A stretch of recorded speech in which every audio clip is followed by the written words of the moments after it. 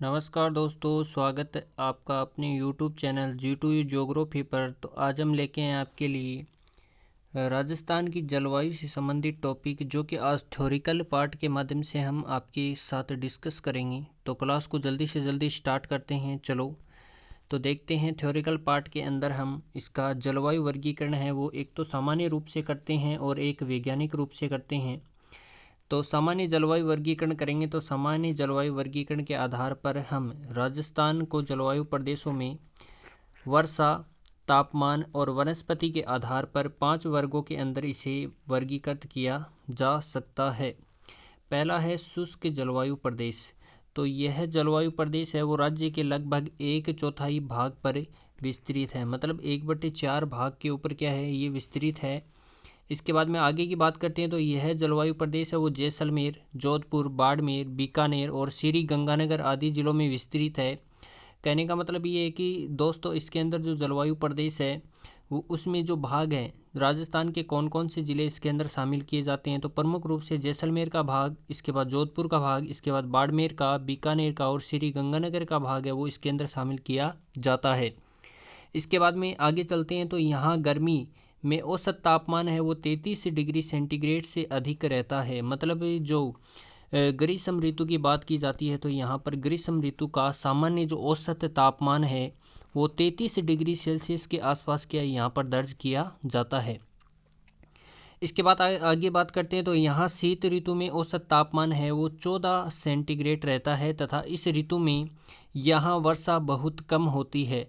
तो ग्रीष्म ऋतु एंड शीत ऋतु का यहाँ पर तापमान बताया गया है। तो शीत ऋतु के अंदर यहाँ पर जो तापमान है वो 14 डिग्री सेंटीग्रेड है वो यहाँ पर तापमान रहता है।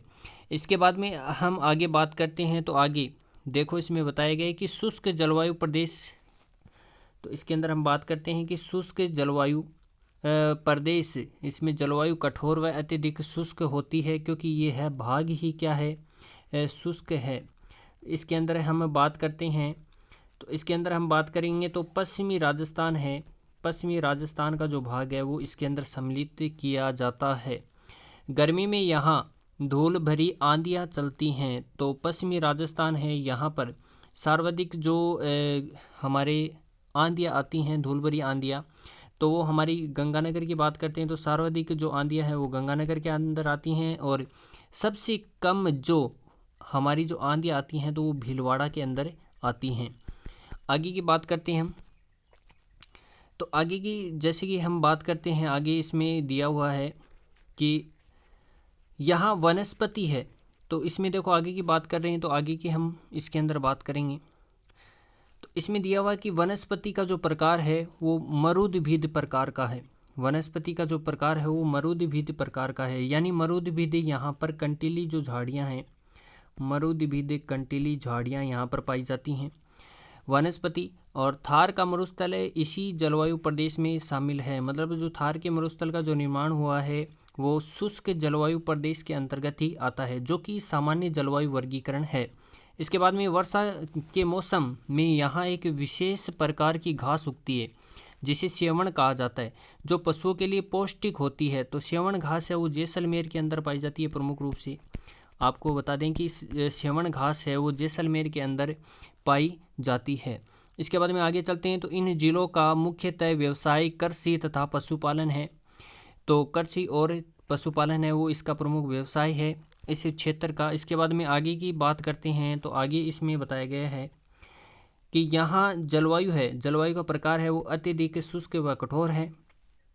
आगे बात करते हैं तो दूसरे नंबर पर आता है हमारा सामान्य जलवायु वर्गीकरण है तो वो अर्ध शुष्क जलवायु प्रदेश आता है। तो इस भौगोलिक भूभाग के उत्तरी भाग में सर्दी की ऋतु छोटी व शुष्क होती है। तो इसमें भौगोलिक जो भूभाग है उत्तरी भाग में, उत्तरी भाग की बात करते हैं तो उत्तरी भाग में है वो सर्दी का मौसम और जो रातें हैं, जो ऋतु है वो क्या है, छोटी व शुष्क पाई जाती है। इसके बाद में यहाँ अगली बात करते हैं तो ये है जलवायु प्रदेश श्री गंगानगर।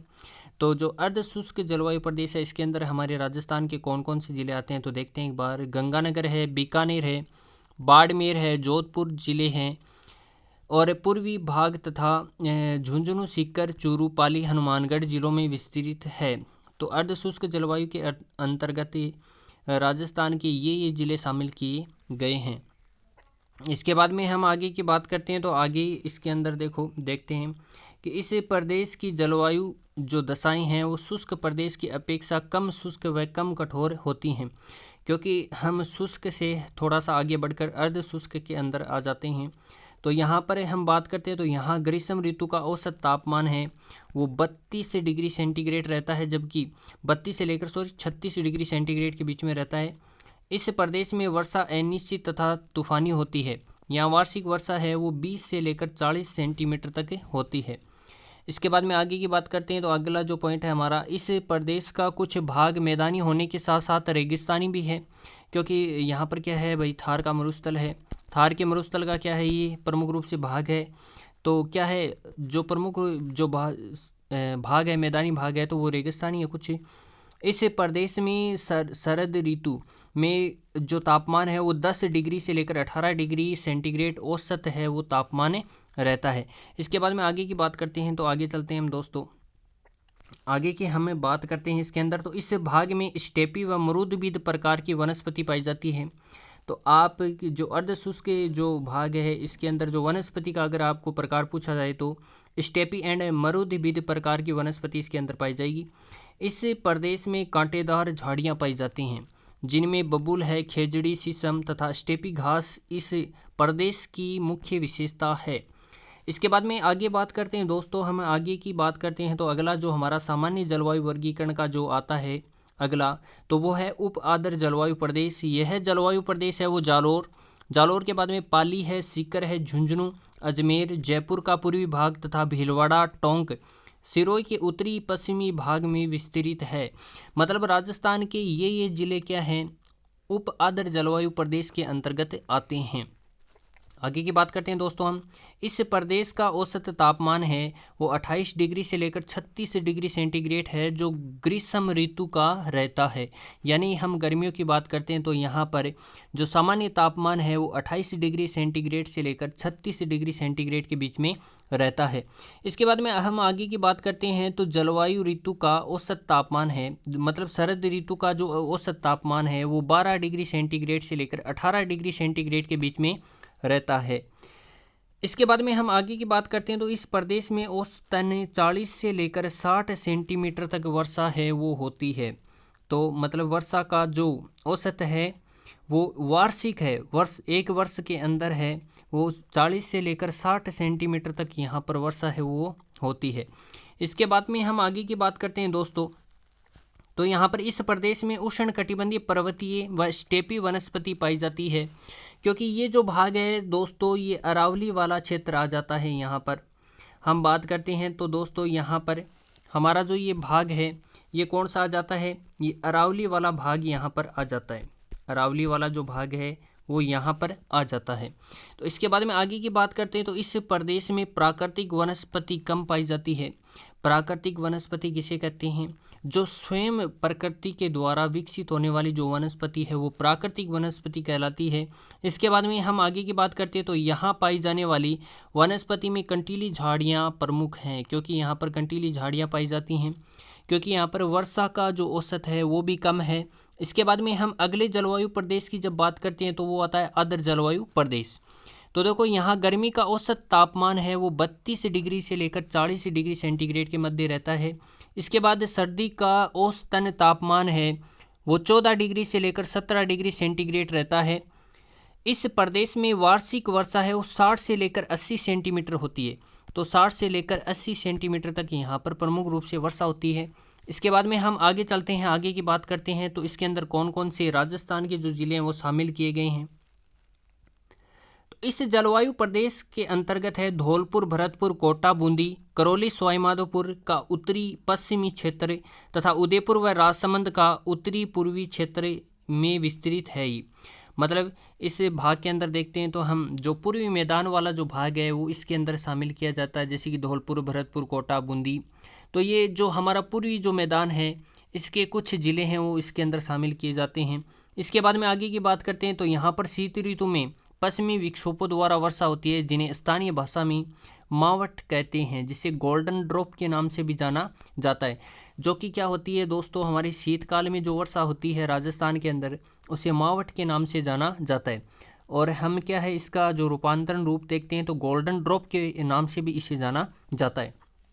आगे की बात करते हैं तो इस प्रदेश में पतझड़ वाले पेड़ पाए जाते हैं।